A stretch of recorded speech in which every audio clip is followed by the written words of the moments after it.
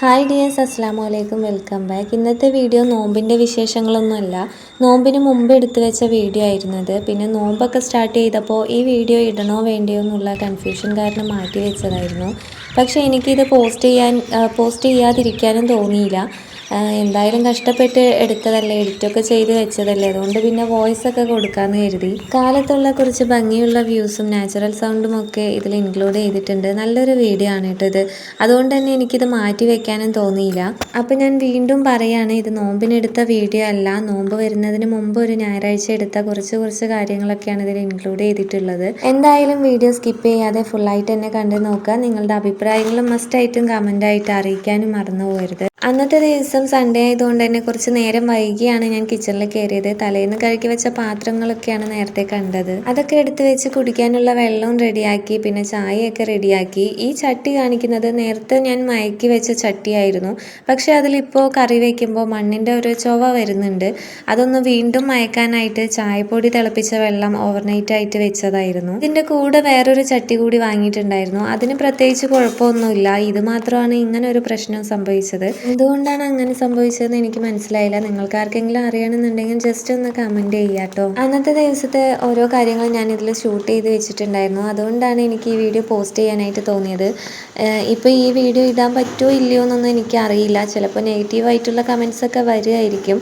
എന്തായാലും പ്രശ്നമില്ല, വരുന്നവിടെ വെച്ച് കാണാം, അത് കരുതി പോസ്റ്റ് ചെയ്യാണ്. ഇതുപോലെ വീഡിയോസ് എടുത്തതൊക്കെ മാറ്റി വെച്ച് കഴിഞ്ഞാൽ സ്റ്റോറേജ് ഇഷ്യൂസൊക്കെ ഉണ്ടാവും. ആ ഒരു പ്രശ്നം എല്ലാ കണ്ടന്റ് ക്രിയേറ്റേഴ്സും നേരിടുന്ന വലിയൊരു പ്രശ്നമായിരിക്കും അല്ലേ. അങ്ങനെ സ്റ്റോറേജ് ഒക്കെ ഫുള്ളാവുന്നതിനനുസരിച്ച് മുമ്പെടുത്ത വീഡിയോസൊക്കെ ഡിലീറ്റ് ചെയ്താലല്ലേ നമുക്ക് പുതിയ വീഡിയോസൊക്കെ ഷൂട്ട് ചെയ്യാനായിട്ട് പറ്റൂ. അതുകൊണ്ടാണ് ഞാൻ ഈ വീഡിയോ മെയിനായിട്ട് പോസ്റ്റ് ചെയ്യാമെന്നും കരുതിയത്. എന്തൊക്കെ ശ്രദ്ധിക്കണം അല്ലേ. പിന്നെ ഞാനൊരു കാര്യം പറയാം, എൻ്റെ വീഡിയോസ് കാണുന്ന ന്യൂ യൂട്യൂബേഴ്സിന് ഇത് യൂസ്ഫുൾ ആയിരിക്കും. എൻ്റെ വീഡിയോസ് കാണുന്നവരിൽ മിക്ക ആളുകളും ന്യൂ യൂട്യൂബേഴ്സ് ആണെന്ന് തോന്നുന്നു. എൻ്റെ സബ്സ്ക്രൈബേഴ്സിൻ്റെ ലിസ്റ്റ് എടുത്ത് നോക്കുമ്പോൾ എനിക്ക് അങ്ങനെ മനസ്സിലായത്. അത് നല്ലൊരു കാര്യം തന്നെയാണ്. ഇപ്പം നമുക്കൊരു ചാനൽ ഉണ്ടെങ്കിൽ, അല്ലെങ്കിൽ ഒരു ചാനൽ തുടങ്ങാനൊക്കെ പ്ലാൻ ഉണ്ടെന്നുണ്ടെങ്കിൽ പുതിയ യൂട്യൂബേഴ്സിനെയൊക്കെ ഫോളോ ചെയ്യുക, അവരുടെ വീഡിയോസൊക്കെ ഏത് തരത്തിലുള്ളതാണെന്ന് നോക്കുക, എങ്ങനെയൊക്കെയാണ് അവർ മുന്നേറുന്നത്, എന്തൊക്കെ മാറ്റങ്ങളാണ് അവർ കൊണ്ടുവരുന്നത്, അല്ലെങ്കിൽ എന്തൊക്കെ മാറ്റങ്ങളാണ് നമ്മൾ കൊണ്ടുവരേണ്ടത്, അങ്ങനെയുള്ള ഓരോ സ്റ്റെപ്സും വാച്ച് ചെയ്യുക, അവരുടെ മിസ്റ്റേക്കുകൾ നോക്കുക, അത് നമ്മൾ ശ്രദ്ധിച്ച് നമ്മൾ ചെയ്യാതിരിക്കുക. അങ്ങനെയുള്ള ഒരുപാട് നല്ല കാര്യങ്ങൾ ന്യൂ യൂട്യൂബേഴ്സ് അല്ലെങ്കിൽ യൂട്യൂബ് ചാനൽ സ്റ്റാർട്ട് ചെയ്ത ബിഗിനേഴ്സ് ആയിട്ടുള്ള ചാനലിൽ നിന്നൊക്കെ നമുക്ക് മനസ്സിലാക്കി എടുക്കാനായിട്ട് പറ്റും. അതിനുവേണ്ടി നമ്മൾ അവരെ സബ്സ്ക്രൈബ് ചെയ്യുന്നതിൽ തെറ്റില്ല, നമ്മൾ അവരെ ഫോളോ ചെയ്യുന്നതിൽ തെറ്റില്ല, അത് നല്ല കാര്യം തന്നെയാണ്. പക്ഷേ ഇതിലൊരു കാര്യമുണ്ട്, നമ്മൾ സബ്സ്ക്രൈബ് ചെയ്തിട്ടുണ്ടെങ്കിൽ തിരിച്ച് നമ്മളെയും സബ്സ്ക്രൈബ് ചെയ്യുമോ അല്ലെങ്കിൽ നമ്മളെയും സബ്സ്ക്രൈബ് ചെയ്യണേ എന്ന് ചോദിക്കാതിരിക്കുക. എനിക്ക് ഇതുപോലുള്ള ഒരുപാട് കമൻസ് വന്നിട്ടുണ്ട്. അതിൻ്റെ അടിസ്ഥാനത്തിലാണ് ഞാൻ ഈ പറയുന്നത്. നിങ്ങൾക്ക് ഒരാളുടെ ചാനൽ കണ്ട് അവരുടെ വീഡിയോസിൽ എന്തെങ്കിലും സ്പെഷ്യലായിട്ട് തോന്നിയിട്ടുണ്ടെങ്കിൽ നിങ്ങൾ അവരെ സബ്സ്ക്രൈബ് ചെയ്തോളൂ. അവരെ ഫോളോ ചെയ്ത് അവരുടെ വീഡിയോസിൽ എന്തെങ്കിലും ക്വാളിറ്റി ഉണ്ടെങ്കിൽ അതൊക്കെ നമ്മൾക്ക് മനസ്സിലാക്കിയെടുക്കാൻ പറ്റുമല്ലോ. അല്ലാതെ എന്നെയും തിരിച്ച് സബ്സ്ക്രൈബ് ചെയ്യണേന്ന് ഒരിക്കലും റിക്വസ്റ്റ് ചെയ്യാതിരിക്കുക. അതിൻ്റെ മെയിനായിട്ടുള്ള കാരണം വേറൊന്നുമല്ല, യൂട്യൂബിൻ്റെ അൽഗോരിതം ഓരോ ചാനലിനെയും വ്യക്തമായിട്ട് വാച്ച് ചെയ്യുന്നുണ്ടാവും. ഇതുപോലുള്ള ജെന്യൂൻ ആയിട്ടുള്ള സബ് അല്ലാത്തതെല്ലാം യൂട്യൂബ് തന്നെ റിമൂവ് ചെയ്യും. നമ്മൾ അറിയുന്നുണ്ടാവില്ല. പക്ഷെ അതെല്ലാം പതിയെ റിമൂവ് ആക്കി മാറ്റും. നമ്മൾ കരുതും അവർ അൺസബ്സ്ക്രൈബ് ചെയ്ത് പോകുന്നതാണെന്ന്. പക്ഷെ അങ്ങനെയല്ല കാര്യം. നമ്മളുടെ ഓരോ വീഡിയോസും നമ്മുടെ സബ്സ്ക്രൈബേഴ്സിന് എത്തിച്ചു കൊടുക്കും. അത് അവർ സ്ഥിരമായിട്ട് കാണുന്നില്ലെങ്കിൽ ചാനലിനെ നെഗറ്റീവായിട്ട് അത് ബാധിക്കും. അത് നെഗറ്റീവായിട്ട് ബാധിക്കാതിരിക്കാൻ വേണ്ടിയിട്ടാണ് യൂട്യൂബ് തന്നെ അവരെ റിമൂവ് ചെയ്യും. അതുകൊണ്ടാണ് നമ്മളെ ഇഷ്ടപ്പെട്ട് അല്ലെങ്കിൽ നമ്മളുടെ കണ്ടന്റ് ഇഷ്ടപ്പെട്ട് ജെന്യൂനായിട്ട് വരുന്ന സബ് മാത്രമേ നമുക്ക് എന്നും നിലനിൽക്കൂ. അത് നമ്മൾ എപ്പോഴും മനസ്സിലാക്കി വെക്കേണ്ട ഒരു കാര്യമാണ്. നമുക്ക് നമ്മളിൽ തന്നെ ഒരു കോൺഫിഡൻസ് വേണം.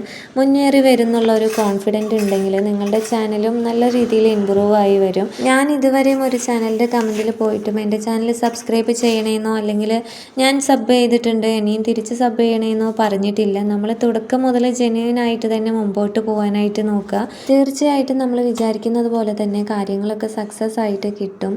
ഇങ്ങനെയുള്ള കാര്യങ്ങൾ അറിയാതെ സബ് ഫോർ സബായിട്ട് മുമ്പോട്ട് പോകുന്നവരാണെങ്കിൽ അവർക്ക് വേണ്ടിയാണ് ഞാൻ ഈ ഒരു കാര്യം അറിയിച്ചു കൊടുത്തത്. കഷ്ടപ്പെട്ട് നേടിയ ചാനൽ നെഗറ്റീവായിട്ടൊന്നും ബാധിക്കാതിരിക്കാൻ വേണ്ടി ഈ കാര്യങ്ങളൊക്കെ നിങ്ങൾ ശ്രദ്ധിക്കുക.